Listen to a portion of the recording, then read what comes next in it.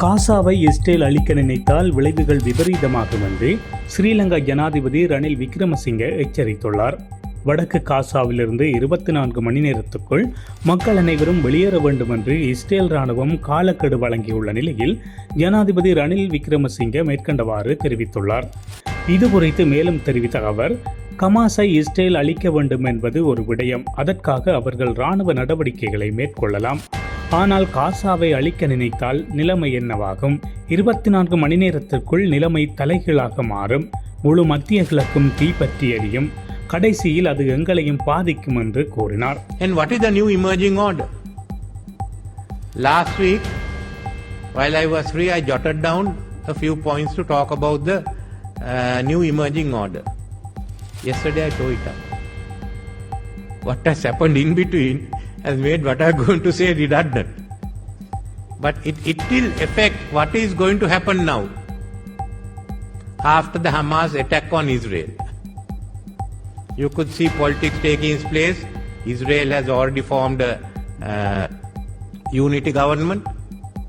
So destroying Hamas is one thing.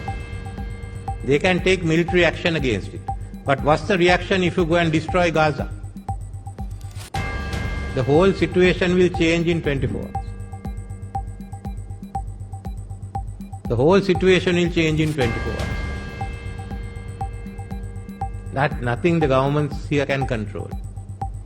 From here all the way to Indonesia, elsewhere, governments will lose control of the situation. This whole picture, what I say, will change.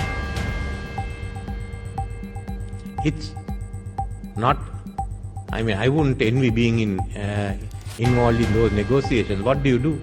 One hand you have a unity government in Israel wanting to strike back. If you go into Gaza, you can, the whole Middle East will on fire, and that will affect all of us here. Up to Turkey on one end, up to Philippines on the other side. It will affect Central Asia, including Xinjiang. So in the next few days we will decide what the options are. I wouldn't like to be in President Biden's shoes. How does he handle it this way? Bad enough with allies on both sides. How do you handle it domestically? When you have to think of the Jewish vote bloc for the next election? And his difficulty of speaking with Congress, it may be easier for him to speak to Hamas than to speak to the Congress leadership.